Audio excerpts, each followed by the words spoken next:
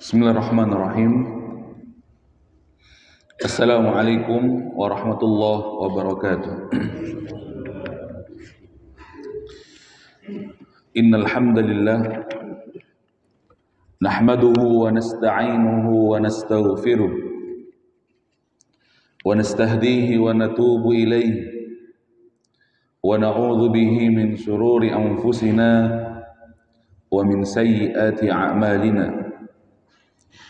من يهده الله فهو المهتد ومن يضلل فلن تجد له وليا مرشدا أشهد أن لا إله إلا الله وأشهد أن محمدا عبده ورسوله لا نبي ولا رسول بعده قال الله تعالى في القرآن الكريم أعوذ بالله من الشيطان الرجيم بسم الله الرحمن الرحيم يا أيها الناس اتقوا ربكم الذي خلقكم من نفس واحدة وخلق منها زوجها وبث منهما رجالا كثيرا ونساء واتقوا الله الذي تساءلون به والأرحام إن الله كان عليكم رقيبا رب اشرح لي صدري ويسر لي أمري wahlul 'uqdatam min lisani yafqahu qawli radina billahi rabba wa bil islami dina wa bi Muhammadin sallallahu alaihi wasallama nabiyyan wa rasula rabbana zidna ilma warzuqna fahma. Alhamdulillah jamaah rahimakumullah. Alhamdulillah kita bersyukur kepada Allah Subhanahu wa taala atas limpahan nikmatnya sehingga Allah menghidupkan kembali setelah mati kita. Alhamdulillah kita dikumpulkan oleh Allah Subhanahu wa taala dalam jamaah salat subuh. Rasulullah sallallahu alaihi wasallam bersabda secara khusus menyebut fadilah salat subuh yang disandingkan dengan salat isya secara berjamaah. Man syahidal isya jama'atan kana ka qiyami nisfi lailah. Barang siapa yang sholat isya di masjid secara berjamaah, maka baginya pahala orang yang mengerjakan sholat malam setengah malam. Wa man syahidal isya wal fajra jama'atan kana ka qiyami lailah. Dan barang siapa yang melaksanakan sholat isya secara berjamaah kemudian sholat subuh secara berjamaah, maka kedua sholat ini memiliki fadilah sabda Rasulullah SAW yang pahalanya setara dengan mereka yang sholat malam semalam suntuk jamaah rahimakumullah. Kita juga bersyukur yang dikumpulkan dalam majelis ilmu, lebih-lebih pagi hari ini ada kegiatan gerakan aku cinta sholat subuh berjamaah. Begitu jamaah ya, dari Min 2 Sumeneb ya, jamaah yang dirahmati Allah Subhanahu wa taala. Patut berbangga, kemudian patut kita syukuri jamaah rahimakumullah. Salat subuh ini di dalam hadis yang lain juga Rasulullah sallallahu alaihi wasallam bersabda, "Basyiru al-masya'ina fi dhalami ila al-masjid bin nurit tami yaumal qiyamah." Tidak main-main. Garansi dari Rasulullah sallallahu alaihi wasallam yang berpagi-pagi, berdingin-dingin ya. Kalau dahulu redaksi daripada Rasulullah sallallahu alaihi wasallam itu adalah basyiru al-masya'in. Al-masya'in itu artinya orang yang berjalan di kegelapan malam. Ya, karena memang dahulu zaman Rasulullah ya di kegelapan malam, tidak seterang ya sekarang. Jamaah rahimakumullah. Begitu. Diriwayatkan juga dalam hadis yang lain di dalam kitab Subulus Salam Imam As-San'ani itu, jadi Rasulullah itu baru mengetahui siapa-siapa yang berjalan di depannya ketika sudah keluar dari masjid jamaah rahimakumullah, karena biasanya Rasulullah zikirnya agak panjang kemudian sudah agak terang baru keluar dari masjid. Oh si fulan, si fulan, si fulan. Jamaah rahimakumullah. Makanya juga dalam hadis yang lain afqalus shalah lil munafiq salatul fajr atau salatul subhi. Karena tidak kelihatan, salat yang paling berat oleh untuk orang-orang munafik itu adalah salat subuh. Karena wajah-wajahnya itu tidak kelihatan. Ya, tina rata apa jeung ngata tanggal iki yang Rasulullah ya. Itu jamaah rahimakumullah, itu sholat subuh karena memang masih gelap. Tetapi jamaah yang dirahmati Allah, kita kembali kepada hadis yang awal, basyiru al-masyaina fil dhalam. Beri kabar gembira wahai Muhammad orang-orang yang berjalan di kegelapan malam, ya. Atau mungkin dalam konteks sekarang orang-orang yang berjalan dalam dinginnya subuh hari, ya. Apalagi yang naik motor, naik mobil mungkin hangat, ya. Yang naik motor ya anginnya, ya. Kemudian memang udaranya lagi dingin-dinginnya, binurit tam, dengan cahaya yang sempurna, yaumul qiyamah. Ya, orang yang berjalan pada kegelapan malam, pada dinginnya malam dengan cahaya yang sempurna. Ya, cahaya sempurna yang nanti cahaya tersebut menjadikan dia dikenal oleh Rasulullah sallallahu alaihi wasallam, ya, ilal masjid, menuju masjid Allah yaumul qiyamah. Jamaah yang dirahmati Allah Subhanahu wa taala. Maka sangat istimewa subuh hari ini, jamaah yang dirahmati Allah Subhanahu wa taala, apabila kita diberikan oleh Allah Subhanahu wa taala kelapangan hati untuk hadir di rumah Allah, apabila kita dimudahkan oleh Allah, ya diringankan hati, diringankan langkah kaki kita menuju rumah Allah untuk melaksanakan salah satu kewajiban kita sebagai orang yang mengaku beriman kepada Rasulullah dan hari kiamat, yaitu sholat subuh secara berjamaah. Jamaah yang dirahmati Allah Subhanahu wa taala. Mari kita lanjutkan majelis kita, ya. Kitab Asy-Syama'il Al-Muhammadiyah. Kitab yang membahas, bukan kitab, kutaib. Kutaib itu kitab kecil, ya. Kebetulan ini tipis, jamaah yang dirahmati Allah Subhanahu wa taala. Ya, kalau kitab itu berjilid-jilid, ini nama bahasa Arabnya kutaib, ya. Kalau kita kenal dalam bahasa Arab itu namanya isim tasghir. Begitu Ustaz Saudin, ya. Isim tasghir, ya. Ya, kutaib, ya, jamaah yang dirahmati Allah. Itu cara jadi buku kecil. Tapi buku kecil ini menghimpun 413 hadis-hadis tentang Nabi Muhammad, ya, yang patut kita, ya, baca, kemudian patut kita jadikan referensi supaya kita semakin cinta kepada Rasulullah SAW. Berbicara tentang semua hal tentang Rasulullah SAW. Di bab-bab awal kita sudah sampaikan, ya, tubuh Rasulullah, postur tubuh Rasulullah. Kemudian pada pagi hari ini kita masuk kepada babun maja'a fi kahli Rasulillah, atau babun maja'a fi kuhli. Ada yang mengatakan kahli, ada yang mengatakan kuhli. Apa itu artinya? Bab yang membahas tentang celak Rasulullah Sallallahu Alaihi Wasallam.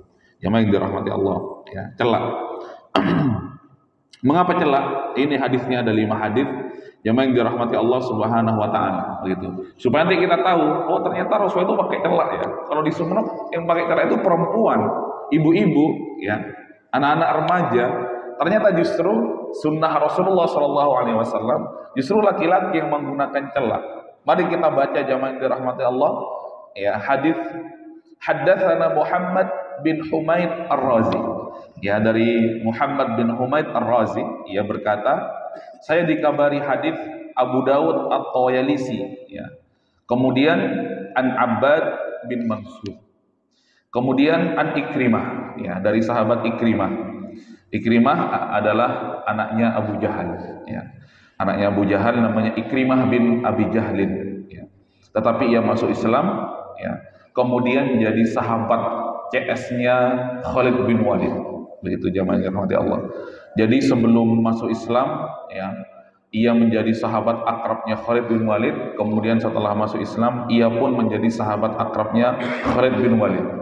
Setiap peperangan yang dikomandoi oleh Khalid bin Walid, di sampingnya ada Ikrimah bin Abi Jahal. Jamaah yang dirahmati Allah Subhanahu wa taala.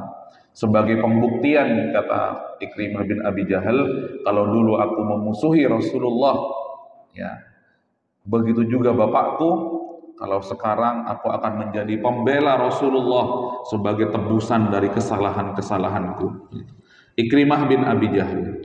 Kemudian Ani bin Abbas, yang dirahmati Allah Subhanahu wa taala. Ani bin Abbas, ya. Ibnu Abbas tahu sendiri, jamaah yang dirahmati Allah, sebagai, ya, ulama dari kalangan, ya, sahabat Nabi Muhammad SAW yang pernah didoakan oleh Rasulullah SAW dengan doa yang indah, juga menjadi sunnah kepada bapak-bapak sekalian, bapak ibu sekalian, ya. Ayo sesekali doakan anak-anaknya, pegang ubun-ubunnya, sebagaimana Rasulullah mendoakan Ibnu Abbas, yang doa ini menjadikan dirinya menjadi ulama. Ya.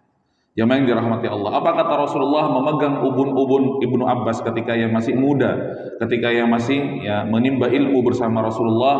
Allahumma faqihna fid din, atau faqihu fid din, kata Rasulullah sambil dipegang ubun-ubunnya. Wa 'allimhu ta'wil. Jamaah yang dirahmati Allah.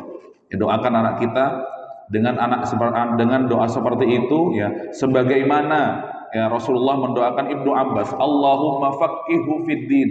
Ya Allah, ya, fakihkanlah, pahamkanlah ia tentang urusan agamanya. Wa 'allimhu ta'wil, dan ajarilah ya ia tentang Al-Qur'an, kata Rasulullah. Pada akhirnya doa Rasulullah ini diijabah oleh Allah, mustajab. Berkah doa Rasulullah ini ya menjadikan Ibnu Abbas adalah ulama ya yang paling paham tentang ya tafsir, kemudian menjadi rujukan-rujukan para sahabat, ya juga menjadi rujukan-rujukan para ya ulama-ulama baik dari kalangan tabi'in maupun tabi'ut tabi'in, ya adalah Ibnu Abbas. Allahumma faqihu fid din wa 'allimhu ta'wil. Jamaah yang dirahmati Allah. Jadi meskipun seorang bapak jangan sungkan-sungkan untuk ya mengelus anaknya, kepala anaknya, ubun-ubunnya, ya sembari didoakan. Jamaah yang dirahmati Allah. Barangkali sambil naik sepeda motor, kemudian anaknya bonceng di depan sambil elus berangkat ke sekolah, sambil elus kemudian doakan Allahumma faqihu fid din wa 'allimhu ta'wil, ya. Mengapa saya sampaikan seperti ini, jamaah yang dirahmati Allah? Pernah ada seorang bapak yang bertanya kepada kami, katanya anaknya itu ya meler, bahasanya meler, ya meskipun tidak setuju dikocak meler anak itu. Terus saya bilang, Bapak barangkali sampean belum pernah mendoakan anaknya, coba doakan ya secara khusus. Kemudian jamaah yang dirahmati Allah, anna Nabiy sallallahu alaihi wasallam qala, bahwasanya Rasulullah sallallahu alaihi wasallam qala iktahilu bil itsmit, ya. Wahai para sahabatku, kata Rasulullah, ya, iktahilu, ya, gunakanlah kelak bil itsmit, ya, dengan itsmit, ya. Itsmit itu jamaah yang dirahmati Allah hajarun ya aswadun min Isfahan, ya, kata para ulama menjelaskan itsmit itu. Apa itu itsmit? Itsmit itu adalah batu hitam ya yang berasal dari negeri ataupun dari kota Isfahan. Isfahan itu di mana? Isfahan itu adalah tempat lahirnya Salman Al-Farisi. Salman Al-Farisi itu dari mana? Dari Persia. Ya Iran, kalau sekarang Persia itu Iran, kalau sekarang jamaah yang dirahmati Allah, itsmit. Ya, kata para sahabat, jadi itsmit itu, mengapa Rasulullah itu memilih itsmit secara khusus? Jadi batu itu ketika dipecahkan, itu runtuhan-runtuhan batu tersebut itu halus, ya, tidak sebagaimana batu biasanya, tidak menyakiti, halus, ya, halusnya melebihi ya bedak-bedak yang biasa dipakai oleh orang-orang sekarang, halus, gak perlu lagi disaring oleh Rasulullah, sehingga ketika dipakai oleh Rasulullah itu ya tidak menyakiti ya mata Rasulullah Shallallahu Alaihi Wasallam, halus dan lembut. Apa kata Rasulullah alasannya? Fa innahu yajlul basar. Ya, menggunakan celah itu jamaah yang dirahmati Allah, fa innahu yajlul basar. Ya, yang mungkin ini tidak terbiasa di kalangan kita. Ya, justru malah ibu-ibu mungkin yang sering menggunakan celah, keutamanya adalah menguatkan pandangan kita jamaah yang dirahmati Allah, ya. Fa innahu yajlul basar, menguatkan pandangan, wa yumbitu sya'ra, ya. Kemudian ia akan menumbuhkan bulu mata, dan bulu matanya itu menjadi lentik jamaah yang dirahmati Allah Subhanahu wa taala. Itu fadilah dan keutamaan menggunakan itsmit. Kemudian jamaah yang dirahmati Allah Subhanahu wa taala, ya, kapan ya wa za'ama anna Nabiy sallallahu alaihi wasallam. Kemudian Ibnu Abbas ini melanjutkan dan dia mengatakan, kata Ibnu Abbas, Rasulullah itu kanat lahu mukhulatan, ya, memiliki ya tempat itsmit ataupun memiliki celak yang ada tempatnya, yattahilu minha kulla lailatin, ya, yang Rasulullah itu bercelak setiap malam, ya, setiap malam jamaah yang dirahmati Allah. Nanti dibahas sebelum hadis yang lainnya, setiap malamnya itu kapan bercelaknya Rasulullah itu? Setiap mau akan tidur. Di sini di hadis yang kedua dijelaskan Salasatan fi hadhihi wa salasatan fi hadhihi. Jadi caranya Rasulullah bercela itu setiap mau akan tidur 3 kali sapuan di kanan beliau, mata beliau, kemudian 3 kali sapuan di mata kiri beliau yang dirahmati Allah Subhanahu wa taala, dengan fadilah dan keutamaan yajlul basar, menguatkan pandangan, wa yumbitu sya'ra, dan kemudian menumbuhkan menumbuhkan bulu mata sehingga bulu matanya menjadi lentik. Kenapa harus pandangannya menjadi kuat yang dirahmati Allah Subhanahu wa taala? Jadi Rasulullah Shallallahu alaihi wasallam itu dahulu mengapa disusukan kepada orang-orang yang tinggal di badiah atau di perkampungan. Begitu. Jadi memang zaman Rasulullah lahir itu ada kebiasaan orang-orang Makkah menyusukan atau mencari ibu susuan. Jamaah yang dirahmati Allah Subhanahu wa taala. Ternyata kata para ulama, hidup di perkampungan itu, hidup di badiah yang jauh daripada hiruk pikuk kota, itu menjadikan pikiran anak itu menjadi luas dan pandangannya menjadi kuat. Begitu. Karena di badiah yang didapati adalah hamparan tanah yang begitu luas, tidak dihalangi dengan rumah-rumah, kemudian bangunan-bangunan sebagaimana kota Sumeneb, jamaah yang dirahmati Allah. Jadi ingin para orang tua itu menjadi pikirannya luas, anaknya dibiasakan, kemudian pandangannya kuat, jamaah rahimakumullah, sehingga menghasilkan mata yang sehat. Itu alasan pertama mengapa pada saat itu, pada zaman Rasulullah itu dicari ibu sepersusuan. Begitu. Jadi jangan sampai ada perasaan ibunya nggak menyusui Rasulullah enggak. Kemudian yang kedua alasannya mengapa Rasulullah itu dipersusukan kepada ibu persusuannya Halimatus Sa'diyah di perkampungan Arab, tidak di kota Mekah pada saat itu. Kebetulan pada saat itu terjadi wabah, bimbing dirahmati Allah Subhanahu wa taala. Terjadi wabah yang menyerang anak kecil, sehingga anak kecil perlu pada saat di mana Rasulullah dilahirkan itu, sehingga anak kecil perlu diamankan menuju perkampungan yang jauh dari wabah tersebut. Kalau sekarang di Sumeneb, khususnya di Jawa Timur, sedang KLB atau darurat wabah campak, yang dirahmati Allah Subhanahu wa taala. Mudah-mudahan anak kita dilindungi oleh Allah Subhanahu wa taala. Itu jamaah yang dirahmati Allah Subhanahu wa taala yang bisa kami sampaikan, satu hadis tentang kebiasaan kecil dari Rasulullah Shallallahu alaihi wasallam bercela di malam hari, kemudian itu menguatkan pandangan kita, menguatkan mata kita dan menumbuhkan bulu mata kita sehingga bulu matanya menjadi baik dan bagus, sebagaimana Rasulullah Shallallahu alaihi wasallam. Mohon maaf apabila ada salah dan khilaf. Apabila ada kata-kata yang pernah didengar, subhanaka Allahumma wa bihamdika asyhadu an la ilaha illa anta astaghfiruka wa atubu ilaik. Wassalamualaikum warahmatullahi wabarakatuh.